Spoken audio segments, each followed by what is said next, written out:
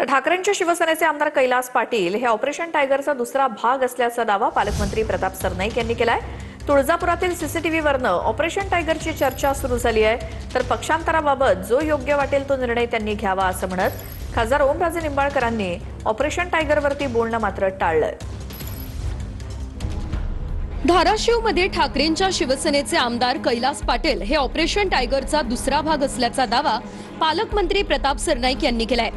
सरनाईक यांनी हे वक्तव्य मिश्किलपणे केलं असलं तरी त्यांच्या दाव्यानं पुन्हा एकदा चर्चा रंगली आहे। तुळजापूरमध्ये केंद्र सरकारची परवानगी नसणाऱ्या चीनी कंपनीचे सीसीटीव्ही कॅमेरे बसवण्यात आल्याचा आरोप हा आमदार कैलास पाटील यांनी केला होता।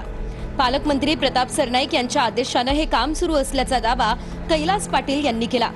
या आरोपाला प्रत्युत्तर देताना प्रताप सरनाईक यांनी कैलास पाटील हे ऑपरेशन टायगरचा दुसरा भाग असल्याचं म्हटलं। तसंच त्यावर आम्ही लक्ष ठेवणार असल्याचा दावा सरनाईक यांनी केलाय। ज्या चायनीज कंपन्यांना बंदी आहे अशा कंपनीचे सीसीटीव्ही बसवल्याचं आम्हाला प्रथमदर्शनी निदर्शनास आलं होतं। याबाबत खरं तर स्पष्टता ज्या विभागानं काम केलं गृह विभागानं यांच्याकडे देणं आत्तापर्यंत येणं अपेक्षित होतं, परंतु असली कुठलीही स्पष्टता अद्यापर्यंत आलेली नाही।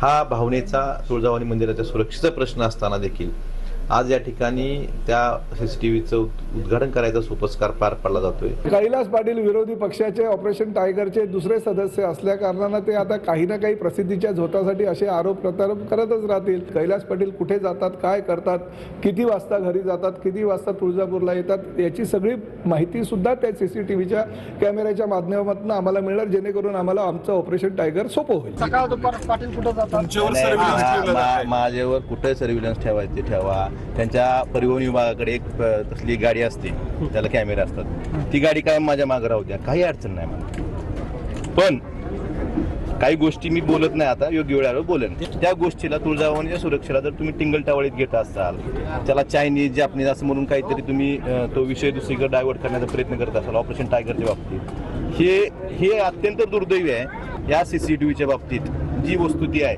केंद्र सरकारच्या नियमाप्रमाणे सीसीटीव्ही बसवलेत का नाहीत, एवढंच फक्त त्यांनी या धाराशिव जिल्ह्याच्या जनतेला, महाराष्ट्रातील तुळजाभवानीच्या प्रत्येक भक्ताला सांगावं, एवढीच माझी विनंती। ऑपरेशन टायगर, ऑपरेशन काय टायगर म्हणतात, एक टायगर येतो, दुसरा टायगर येत नाही, जो येतो तो काय झालं मलाच कळत नाही की ऑपरेशन टायगर काय।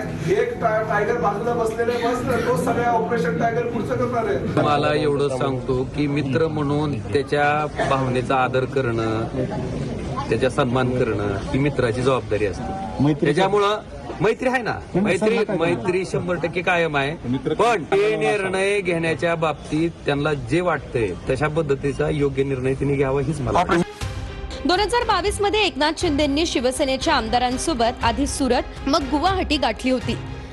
या शिवसेना आमदारांमधून नितीन देशमुख आणि कैलास पाटील हे सुरतला पोहोचायच्या आधीच माघारी फिरले होते। त्यावेळी त्यांच्या निष्ठेची जोरदार चर्चा झाली। 2024च्या निवडणुकीत ते पुन्हा आमदार म्हणून निवडून आले। मात्र काही दिवसांपूर्वीच कैलास पाटील यांचे मित्र आणि धाराशिवचे खासदार ओमराजे निंबाळकर शिंदेंच्या ताफ्यात दाखल झाले। फक्त मतदारसंघाच्या विकासासाठी आपण हे पाऊल उचलल्याचं ओमराजेंनी सांगितलं। आता ओमराजेंचे मित्र कैलास पाटील यांच्या बाबत सरनाईकांनी ऑपरेशन टायगरचं वक्तव्य केलं, त्यामुळे पुन्हा एकदा चर्चा रंगली आहे।